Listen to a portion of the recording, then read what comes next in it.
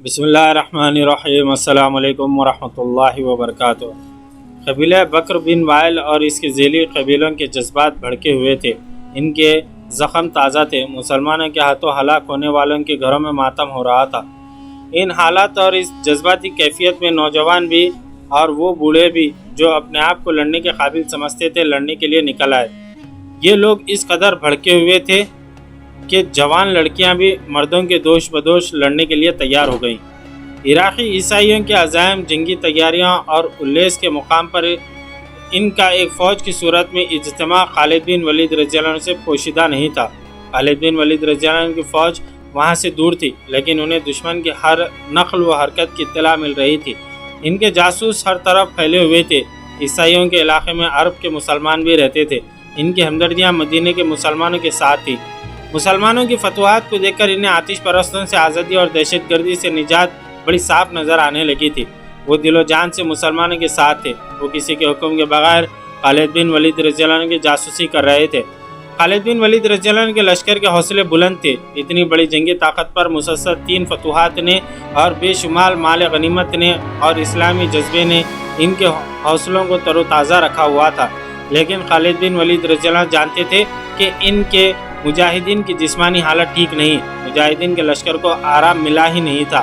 وہ کوچ اور پیش قدمی کی حالت میں رہے یا میدان جنگ میں لڑتے رہے، انہیں مکمل آرام کرنے دو، خالد بن ولید رضی اللہ عنہ اپنے سالاروں سے کہہ رہے تھے۔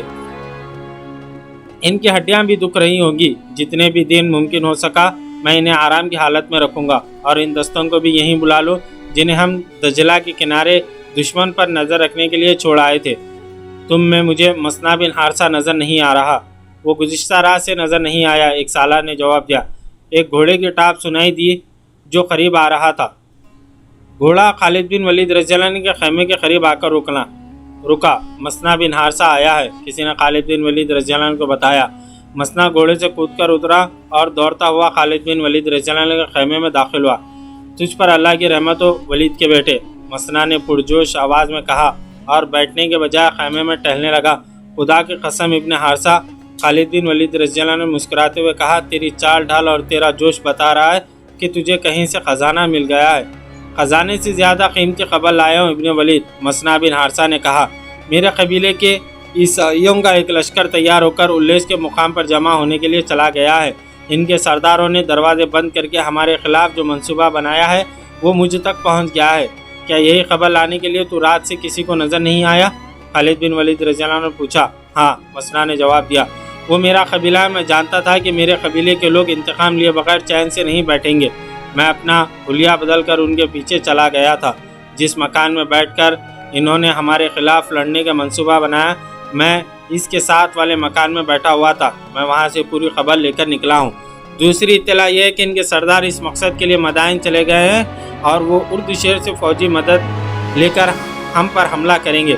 تو اس کا مطلب یہ ہوا کہ ہم اپنے لشکر کو آرام کی مہلت نہیں دے سکیں گے۔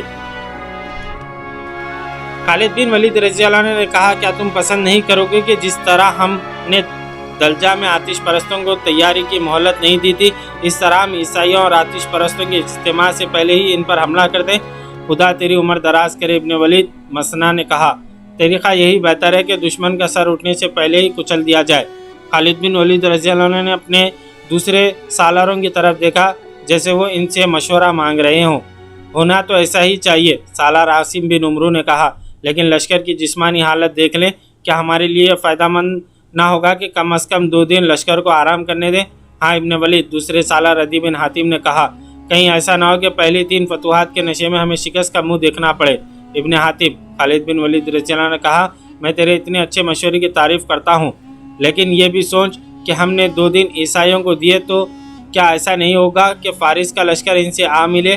ایسا ہو سکتا ہے، عدی بن حاتم نے کہا، لیکن بہتر یہی ہوگا کہ آتش پرستوں کے لشکر کو آنے دیں۔ یوں بھی تو ہو سکتا ہے کہ ہم بکر بن وائل کے عیسائیوں سے الجھے ہوں اور آتش پرست عقب سے ہم پر آ پڑیں۔ جس کو ہمارے خلاف لڑنا ہے اسے اس میدان میں آنے دے جہاں وہ لڑنا چاہتے ہیں۔ ابن ولید، مسنا بن حارثہ نے کہا، کیا تو مجھے اجازت نہیں دے گا کہ عیسائیوں پر حملے کی پہل میں کروں؟ تو نے ایسا کیوں سوچا ہے؟ خالد بن ولید رضی اللہ عنہ نے پوچھا۔ اس لیے کہ جتنا انہیں میں جانتا ہوں اتنا کوئی اور نہیں جانتا، مسنا بن حارثہ نے کہا، اور میں اس لیے بھی سب سے آگے ہو کر ان پر حملہ کرنا چاہتا ہوں کہ ان کے منصوبے میں یہ بھی شامل ہے کہ ان کے قبیلے کے جن لوگوں نے اسلام قبول کر لیا ہے انہیں قتل کر دیا جائے۔ میں نے کہوں گا کہ دیکھو کون کس کا قتل کر رہا ہے، اس وقت ہماری نفری کتنی ہے؟ خالد بن ولید رضی اللہ عنہ نے پوچھا، 18,000 سے کچھ زیادہ ہی ہوگی، ایک سالار نے جواب دیا۔ جب ہم فارس کی سرحد میں داخل ہوئے تھے تو ہماری نفری 18,000 تھی۔ خالد بن ولید رضی اللہ عنہ نے کہا، اس علاقے کے مسلمانوں نے میری نفری کم نہیں ہونے دی۔ مورخوں نے لکھا ہے کہ ان 3 جنگوں میں بہت سے مسلمان شہید اور زخمی ہوئے تھے۔ بعض نے لکھا ہے کہ نفری تقریباً آدھی رہ گئی تھی، لیکن مسنہ بن حارثہ کے قبیلے نے نفری کی کمی پوری کر دی تھی۔ آتش پرستوں کا سالار بہمن جازیہ اردو شیر سے نیا حکم لینے کے لیے مدائن پہنچ گیا تھا، لیکن شاہی طبیب نے اسے روک لیا۔ اگر کوئی اچھی خبر لائے ہو تو اندر چلے جاؤ۔ طبیب نے کہا، اگر خبر اچھی نہیں ہے تو میں تمہیں اندر جانے کی اجازت نہیں دے سکتا۔ خبر اچھی نہیں، جازیہ نے کہا، ہماری فوج تیسری بار شکست کھا چکی ہے، اندوزغور ایسا بھاگا ہے کہ لاپتہ ہو گیا ہے۔ جازیہ، طبیب نے کہا، اردو شیر کے لیے اس سے زیادہ بری خبر اور کوئی نہیں ہو سکتی۔ اندوزغور کو تو کسرا اردو شیر اپنی جنگی طاقت کا سب سے زیادہ مضبوط ستون سمجھتا تھا۔ جب سے یہ سالار گیا ہے، شہنشاہ دن میں کئی بار پوچھتا رہتا ہے کہ اندوزغور مسلمانوں کو فارس کی سرحد سے نکال کر واپس آیا ہے یا نہیں۔ تھوڑی دیر پہلے بھی اس نے پوچھا تھا۔ محترم طبیب، جازیہ نے کہا، کیا ہم ایک حقیقت کو چھپا کر غلطی نہیں کر رہے؟ کسرا کو کسی نہ کسی دن تو پتہ چل ہی جائے گا۔ جازیہ، طبیب نے کہا، میں تمہیں خبردار کرتا ہوں کہ اگر تم نے یہ خبر شہنشاہ کو سنائی تو اس کا خون تمہاری گردن پر ہوگا۔ جازیہ وہیں سے لوٹ گیا، لیکن اپنے لشکر کے پاس جانے کے بجائے اس خیال سے مدائن میں رکا رہا کہ اردو شیر کی صحت ذرا بہتر ہوگی تو وہ اسے خود شکست کی خبر سنائے گا اور اس کے ساتھ وعدہ کرے گا کہ وہ مسلمانوں سے 3 شکستوں کا انتقام لے گا۔ اس روز یا 1-2 روز بعد عیسائیوں کا ایک وفد اردو شیر کے پاس پہنچ گیا۔ اس کا طبیب اور شاہی خاندان کا کوئی بھی فرد قبل از وقت نہ جان سکا کہ یہ وفد کس مقصد کے لیے آیا ہے۔ اردو شیر چونکہ معلوم تھا کہ عیسائیوں نے اس لشکر میں شامل ہو کر مسلمانوں کے خلاف جنگ لڑی ہے، اس لیے اس نے بڑی خوشی سے ان عیسائیوں کو ملاقات کی اجازت دے دی۔ اس وفد نے اردو شیر کو پہلی خبر یہ سنائی کہ سالار اندوزغور شکست کھا گیا ہے۔ اندوزغور شکست نہیں کھا سکتا۔ اردو شیر نے ایک جھٹکے سے اٹھ کر بیٹھتے ہوئے کہا، کیا تم لوگ مجھے یہ جھوٹی خبر سنانے آئے ہو؟ کہاں ہے اندوزغور؟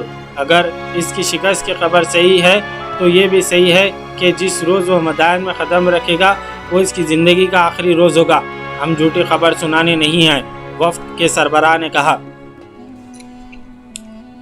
ہم اس تیسری شکست کو فتح میں بدلنے کا عہد لے کر آئے ہیں، لیکن آپ کی مدد کے بغیر ہم کامیاب نہیں ہو سکتے۔ اردو شیر کچھ دیر چپ چاپ خلا میں گھرتا رہا۔ اس کی بیماری بڑھتی جا رہی تھی، وہ بہت کمزور ہو چکا تھا، دواؤں کا اس پر الٹا اثر ہو رہا تھا۔ اب تیسری شکست کی خبر نے رہی صحیح کسر بھی پوری کر دی۔ اس کا طبیب اس کے پاس کھڑا تھا۔ کسرا کو اس وقت آرام کی ضرورت ہے۔ طبیب نے کہا، معزز مہمان اس وقت چلے جائیں تو کسرا کے لیے بہتر ہوگا۔ عیسائیوں کا وفد اٹھ کھڑا ہوا۔ ٹھہرو، اردو شیر نے نحیف آواز میں کہا، تم لوگوں نے شکست کو فتح میں بدلنے کی بات کی تھی، تم کیا چاہتے ہو؟ اپنے کچھ دستے جن میں سوار زیادہ ہوں ہمیں دے دیں۔ وفد کے سردار نے کہا، ہمارا پورا قبیلہ الیس پہنچ چکا ہوگا، جو مانگو گے دے دوں گا۔ اردو شیر نے کہا، بہمن جازیہ کے پاس چلے جاؤ اور اس کا لشکر اپنے ساتھ لے لو۔ جازیہ دلجہ کے قریب کہیں ہوگا۔ بہمن جازیہ مدائن میں ہے، کسی نے اردو شیر کو بتایا۔ وہ شہنشاہ کے پاس آیا تھا، لیکن طبیب نے اسے آپ تک آنے نہیں دیا۔ اسے بلاؤ۔ اردو شیر نے حکم دیا، مجھ سے کچھ نہ چھپاؤ۔ جب جازیہ اردو شیر کو بتا رہا تھا کہ اس سے میدان جنگ تک پہنچنے کا موقع ہی نہیں ملا، اس وقت الیس میں صورتحال کچھ اور ہو چکی تھی۔ جازیہ اپنے دوسرے سالار جابان کو لشکر دے آیا تھا اور اس نے جابان سے کہا تھا کہ وہ اس کی واپسی تک مسلمانوں سے لڑائی سے گریز کرے۔ جابان الیس کے کہیں قریب تھا۔ اسے ایک اطلاع یہ ملی کہ عیسائیوں کا ایک لشکر الیس کے گرد و نواح میں جمع ہو رہا ہے، اور دوسری اطلاع یہ ملی کہ مسلمانوں کا لشکر الیس کی طرف بڑھ رہا ہے۔ جابان کے لیے حکم تو کچھ اور تھا، لیکن اس اطلاع پر مسلمان پیش قدمی کر رہے ہیں وہ خاموش نہیں بیٹھ سکتا تھا۔ اس نے اپنے لشکر کو کوچ کا حکم دیا اور الیس کا رخ کر لیا۔ ابھی جازیہ واپس نہیں آتا، جابان تک اردو شیر کا بھی کوئی حکم نہیں پہنچا تھا۔ چونکہ وہ وہاں موجود تھا، اس لیے یہ اس کی ذمہ داری تھی کہ مسلمانوں کو روکے۔ تاریخ میں بکر بن وائل کے ان عیسائیوں کی تعداد کا کوئی اشارہ نہیں ملتا جو الیس میں لڑنے کے لیے پہنچے تھے۔ ان کا سردار और सालार आला अब्दुल असवद अजली था। वो मदाइन से अपने वफ्द की वापसी का इंतज़ार कर रहा था। खालिद बिन वलीद रज़ियल्लाहु अन्हु इंतज़ार करने वाले सालार नहीं थे। इन्होंने अपने फ़ौज को थोड़ा सा आराम देना ज़रूरी समझा था। फिर इन्होंने उल्लेस की तरफ पेश कदमी का हुक्म दिया। रफ्तार मामूली से कहीं ज़्यादा तेज़ रखी। मसना बिन हारसा अपने जानबाजों का दस्ता लिए बाकी लश्कर से अलग थलग जा रहा था। अल्लाह के सिपाहियों, मसना ने रास्ते में अपने दस्ते से कहा, ये लड़ाई तुम इस तरह लड़ोगे जिस तरह हम कुसरा की सरहदी चौकियां तबाह करने के लिए लड़ते रहे हैं।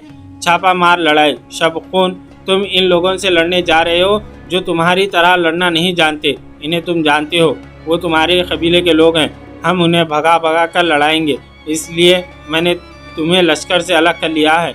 लेकिन यह ख्याल रखना कि हम इस लश्कर के सालार के मातहत हैं, और ये भी ख्याल रखना कि यह मज़ाहिब की जंग है। दो बातिल अक़ीदे तुम्हारे मुकाबले में हैं। तुम्हें साबित करना है कि खुदा तुम्हारे साथ है। खुदा की कसम, यही वो लोग हैं जिन्होंने हमारे ख़िलाफ़ हमेशा मकबरी की और आतिश परस्तों के हाथों हमारे घरों को नज़र आतिश कराया।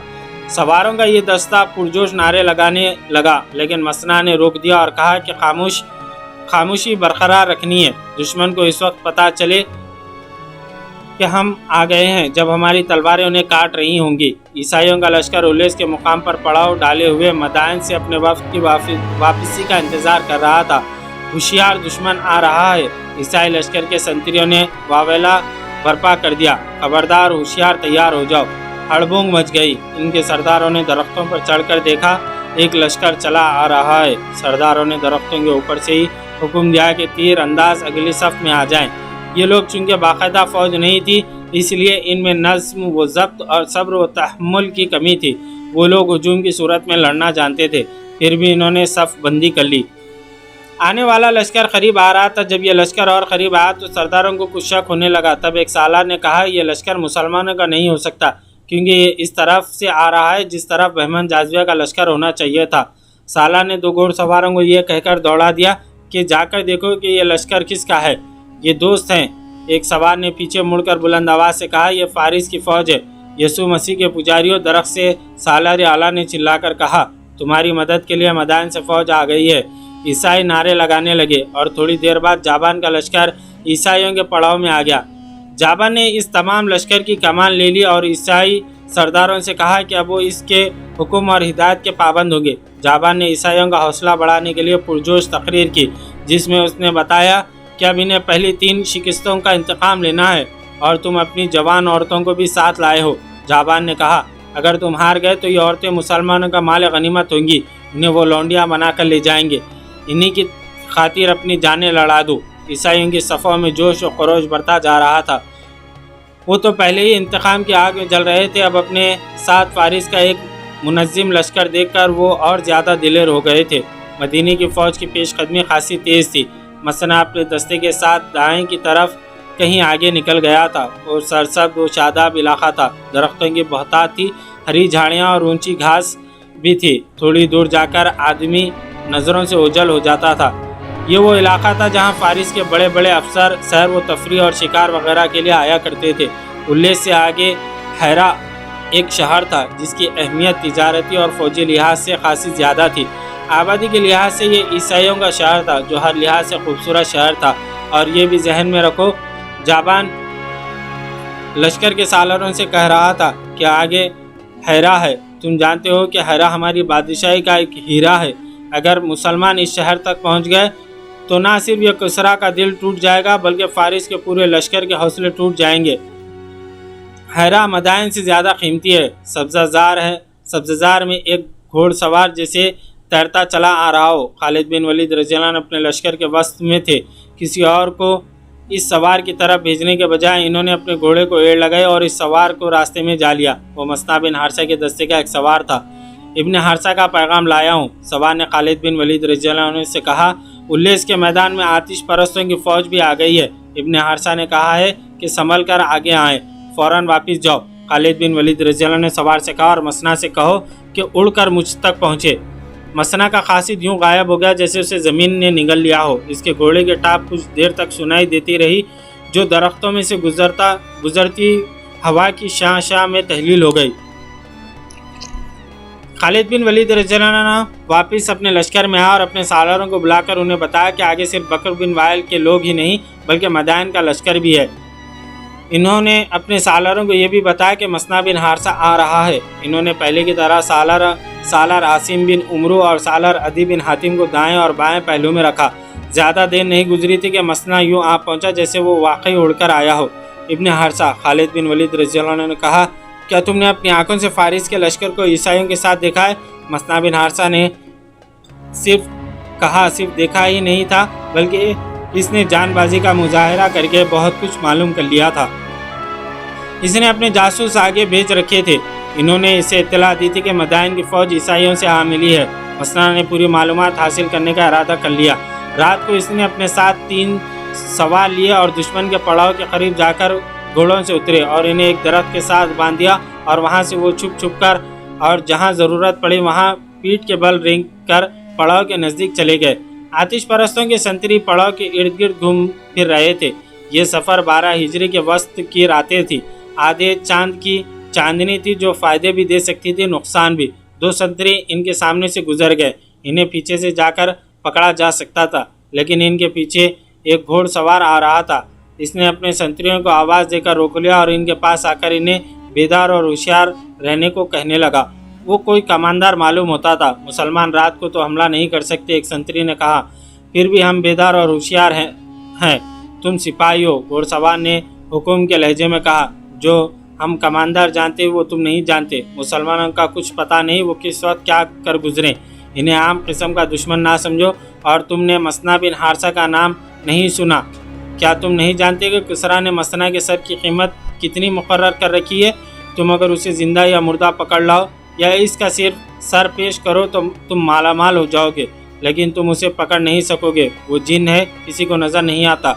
चलो आगे चलो, अपने इलाके का गश्त करो। संतरी आगे निकल गए और घोड़सवार वहीं खड़ा रहा। मसना बिन हारसा अपने 3 जानबाजों के साथ एक घनी झाड़ी के पीछे छुपा हुआ था। घोड़सवार इस तरफ जाने के बजाय जिस तरफ संतरी चले गए दूसरी तरफ चला गया। घोड़े पर उसे पकड़ना खतरे से खाली नहीं था। मसना ने अपने एक जानबाज के कान में कुछ कहा और घोड़ा सवार कमांडर को देखा। वो आहिस्ता आहिस्ता चला आ रहा था। मसना करीब के एक दरख्त पर चढ़ गया। इसके जानबाज ने ज़रा ऊंची आवाज़ में कुछ कहा। कमांडर ने घोड़ा रोक लिया। जानबाज ने उसे वापस आने को कहा। वो इस आवाज़ पर वापस आ रहा था। अचानक दरख्त से मसना कूदा, घोड़सवार के ऊपर गिरा, उसे घोड़े से गिरा दिया। मसना के एक आदमी ने दौड़कर घोड़े की लगाम पकड़ ली और दोनों ने कमांडरों को दबोच लिया। इसका मुंह बांध दिया। उसे और इसके घोड़े को वहीं से दूर ले गए। इन्होंने अपने घोड़े खोले और वहां से इतने दूर निकल गए जहां वो चीखता चिल्लाता तो भी इसकी आवाज़ इसके पड़ाव तक ना पहुंचती। जिंदा रहना चाहते हो तो बताओ कि तुम्हारी फ़ौज कहाँ से आई है? मसना ने तलवार की नोक इसकी शेरक पर रखकर पूछा। वो बहमन जाज़िया के लश्कर का कमांडर था। उसने जान बचाने की खातिर सब कुछ बता दिया। ये भी कि जाज़िया मदाइन चला गया और इसकी जगह जाबान सालार है और बकर बिन वाइल का लश्कर उन्हें इत्तेफाक से मिल गया है। इसने ये भी बताया कि इस कबीले के कुछ सरदार मदाइन से फ़ौज अपने साथ लाएंगे। क्या तुम्हें मालूम है कि मदीने की फ़ौज कहाँ है? मसना ने उससे पूछा। वह बहुत दूर है, कमांडर ने जवाब दिया। हम उस पर हमला करने जा रहे हैं, शायद 2 रोज़ बाद। जब उससे हर एक बात मालूम हो गई तो उसे हलाक करके लाश वहीं दफन कर दी गई। सूरज तुलू हो चुका था जब मसना बिन हारसा खालिद बिन वलीद रज़ियल्लाहु अन्हु को ये रवादात सुना रहे थे। तादाद का अंदाज़ा क्या है? खालिद बिन वलीद रज़ियल्लाहु अन्हु ने पूछा। सही अंदाज़ा मुश्किल है इब्न वलीद, मसना ने कहा। हमारी और इनकी तादाद का तनासुब वही है जो पहले था। वो हमसे 4 गुना नहीं तो 3 गुना से यकीनन ज़्यादा हैं। खालिद बिन वलीद रज़ियल्लाहु अन्हु ने अपनी फ़ौज को रोका नहीं ताकि वक्त ज़ाया न हो और दुश्मन को बेखबरी में जान ले। इन्होंने चलते चलते अपने सालों से मशवरे लिए, खुद सोचा और अहकाम दिए। इन अरबों के मुतालिक आतिश परस्तों की सबसे ज़्यादा जरी और तजुर्बेकार सालार हरमर्ज ने कहा था कि ये लोग सहरा के रहने वाले हैं और सहरा में ही लड़ सकते हैं। हरमर्ज ने यह भी कहा था कि वो ने दजला और फुरात के इस इलाके में लड़ाएगा जिसमें दरख्त, झाड़ियाँ, घास और कहीं कहीं दलदल है। लेकिन हरमर्ज के ख्वाब उसी सरसब्ज और दलदली इलाके में टूट टूट कर बिखर गए थे। खुदा की कसम, तुम अब दरियाओं और जंगलों में भी लड़ सकते हो। खालिद बिन वलीद रज़ियल्लाहु अन्हु ने अपने सालारों से कहा, इस ज़मीन पर तुमने इतने ताकतवर दुश्मन को 3 शिकस्तें दी हैं। तुमने ये भी देख लिया है हमारे दुश्मन के लड़ने का तौर तरीक़ा क्या है। मसना ने बताया कि दुश्मन अगर उसी मैदान में हो जहाँ वो पड़ाई किए हुए हैं तो ये जहन में रख लो कि ये मैदान 2 दरियाओं, दरिया फुरात और दरिया खसीफ के दरमियान है। मैदान हमवार है लेकिन दरख्तों और सब्ज़े की बहुतात है। दौड़ते घोड़ों पर तुम्हें दरख्तों का और इनके झुके हुए टहनियों का ख्याल रखना होगा, वरना इन टहनियों से टकरा कर मारे जाओगे। मैदान महदूद भी है, हमें दुश्मन को किसी किस्म का धोखा देने का और चाले चलने का मौका नहीं मिल सकेगा। हमें आमने सामने का मार्का लड़ना पड़ेगा। इब्न उमरू और इब्न हातिम पहलुओं के सालार होंगे। इन्हें जब भी और जैसा भी मौका मिला ये इसके मुताबिक नक़ल व हरकत करेंगे। अपने कमांडरों को ये भी बताना ज़रूरी है कि आमने सामने की लड़ाई में जज्बे की शिद्दत और जिस्मानी फुर्ती और मजबूत हौसले की ज़रूरत होती है। इब्न हारसा, तुम हमारे पाबंद होकर नहीं लड़ोगे। तुम्हारे साथ पहले तय हो चुका है कि तुम अपने अंदाज का मार्का लड़ोगे, लेकिन तुम ये एहतियात करोगे कि तुम्हारे सवार हमारे रास्ते में ना आए। तुमने अपने सवारों को यही तरतीब दे रखी है, इन्हें इस तरह इस्तेमाल करो लेकिन अंधाधुन नहीं। नज़्म और रब्त बहुत ज़रूरी है। इब्न वलीद, मसना बिन हारसा ने कहा, तुझ पर अल्लाह की रहमत हो, तूने जैसा कहा है तुझे वैसा ही नज़र आएगा। क्या तू मुझे इजाज़त देता है कि मैं अपने दस्ते में चला जाऊं? मैं तुझे अल्लाह के हवाले करता हूं। इब्न हारसा, खालिद बिन वलीद रज़ियल्लाहु अन्हु ने कहा, जा मैदान जंग में मिलेंगे या मैदान हशर में। मसना ने घोड़े को एड़ लगाई और पलक झपकते नज़रों से ओझल हो गया। इसके साथ इस आतिश परस्त कमांडर का घोड़ा भी था जिसे उसने कत्ल कर दिया था। वो ये घोड़ा खालिद बिन वलीद रज़ियल्लाहु अन्हु लश्कर को दे गया था। इतनी थोड़ी तादाद में और इतने महदूद वसाइल के भरोसे मदीने के मुजाहिदीन इस लश्कर पर हमला करने जा रहे थे जिसकी तादाद इनसे 3 गुना से भी ज़्यादा थी और जिसके हथियार भी बेहतर और जिनके सर लोहे की पौधों से और चेहरे लोहे की जंजीरों से ढके हुए थे। इनकी टांगों पर जानवरों की मोटी और खुश्क खालों के खोल चढ़े हुए थे। मुजाहिदीन के दिलों में कोई खौफ ना था, जहनों में कोई वहम और वसवसा ना था। इनके सामने एक पाक और अजीम मकसद था। इनकी निगाहों में इनके अल्लाह और रसूल सल्लल्लाहु अलैहि वसल्लम और अपने मज़हब की अज़मत थी। अपनी जानों की कोई अहमियत ना थी सिवाय इसके इनकी जान अल्लाह की दी हुई है और इसे अल्लाह की राह में ही कुर्बान करना है। अपनी ज़िंदगी देकर वो इस्लाम को ज़िंदा रखने का अहद किए हुए थे। वो घरों से, अपनी बीवियों से, अपनी माँओं, बहनों और बेटियों से दूर ही दूर हटते जा रहे थे। इनके शब व रोज़ खाक व खून में गुजर रहे थे। ज़मीन इनका बिछोना था और ऊपर आसमान था। बातिल की चट्टानों से टकराना, कुफ्र के तलातुम को चीरना और दुश्मनान दीन के अज़ाम को कुचलना इनकी इबादत थी। इनकी ज़बानों पर अल्लाह का नाम था। वो तलवार का वार करते तो अल्लाह का नाम लेते और तलवारों से कट कर गिरते तो अल्लाह का नाम लेते। ज़ख्मी होते तो अल्लाह को पुकारते। लाराब ईमान की पुख्तगी और जज्बे की दीवानगी इनके हथियार थे और यही इनकी ढाल थी। वो इस वक्त दुश्मन के सामने पहुँचे जब दुश्मन का दोपहर का खाना तैयार हो चुका था। इनके सालार जाबान के हुक्म से लश्कर के लिए ख़ास खाना तैयार किया गया। मौर्रिख तिबरी, इब्न हिशाम और मोहम्मद हुसैन हैकल लिखते हैं कि फ़ारिस की फ़ौज को सांडों की तरह पाला जाता। सिपाहियों को मुर्गन खाने खिलाए जाते थे। फ़ारिस के शहंशाहों का उसूल बल्कि अक़ीदा था कि मजबूत और मुतमईन फ़ौज ही सल्तनत, तख्त व ताज की सलामती की ज़ामन होती है। फ़ारसी सालार जाबान ने इससे ज़्यादा मुर्गन और पुरतकल्लुफ़ खाना तैयार कराया था जो फ़ौज को आम तौर पर मिला करता था। इस खाने का जिक्र तारीख़ में भी आया है। बेशुमार जानवर ज़ुबाह कर दिए गए थे। गोश्त के अलावा कई चीज़ें पकाई गई थी। मौरिख़ों ने लिखा है कि जाबान अपने लश्कर के खातिर तवाज़े कर रहा था। सिपाही खुलूस से दिल से लड़ेंगे और अच्छे से अच्छा खाना खाने के लिए ज़िंदा रहेंगे। खाना चूँकि ख़ास था इसलिए इसकी तैयारी में मामूली सा वक्त ज़्यादा लग गया। दिन का पिछला पहर शुरू हो चुका था जब खाना तैयार हुआ। लश्कर भूख से बेताब हो रहा था। जब लश्कर को इत्तला दी गई कि खाना तैयार हो गया और लश्कर खाने के लिए बैठ जाए, ऐन इसी वक्त गश्ती संतरियों ने इत्तला दी कि मुसलमान की फ़ौज सर पर आ गई है। खालिद बिन वलीद रज़ियल्लाहु अन्हु अपने इस मकसद में कामयाब हो गए थे कि दुश्मन को इसकी आमद की खबर क़ब्ल अज़ वक्त ना हो।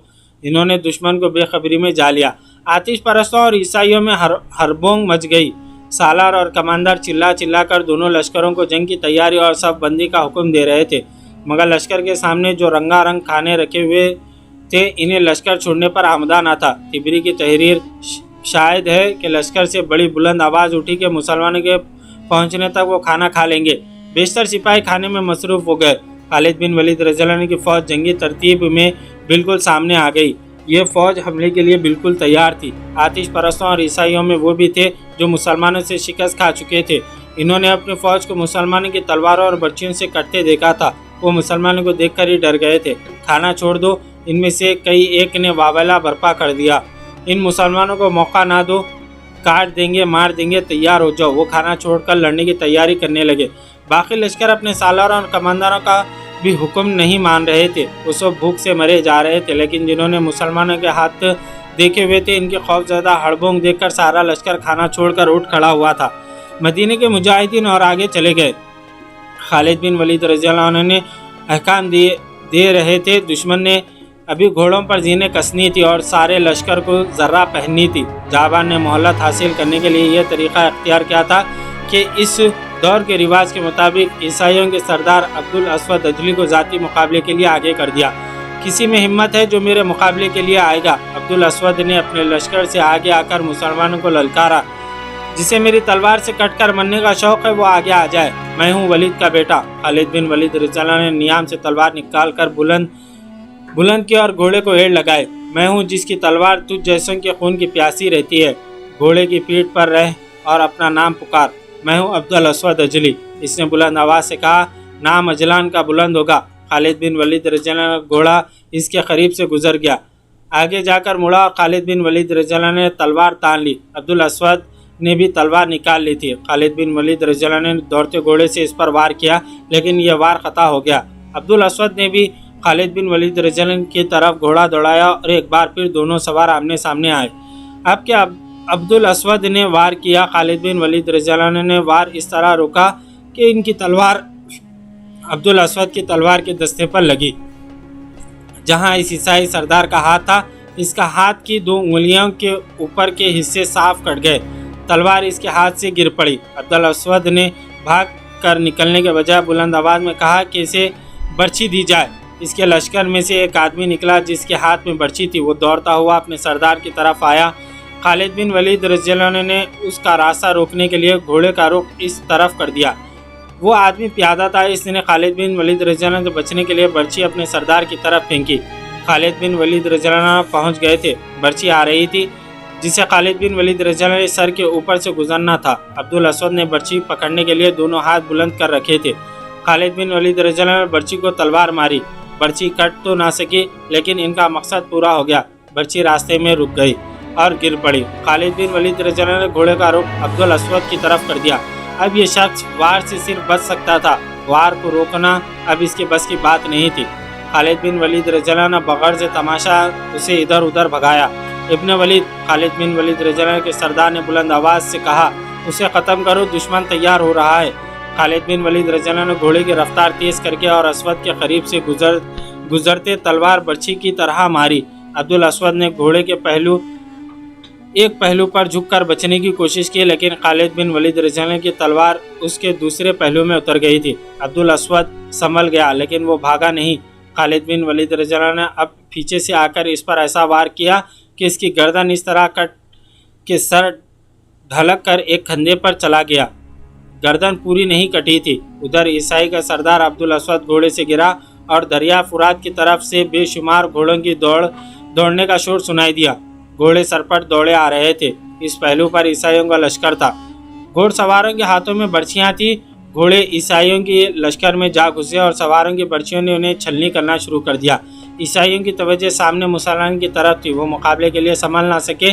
मैं हूँ हारसा का बेटा मसना। इस शोर और गौर में से एक ललकार सुनाई दे रही थी, हम भी तुम में से हैं, मैं हूँ मसना बिन हारसा। इस तरह यहाँ पर 32वीं किस्त अपने अख्ताम को पहुँची। कल हम इंशाअल्लाह 33वीं किस्त लेकर आपकी खिदमत में हाजिर होंगे। जज़ाकल्लाहु खैर।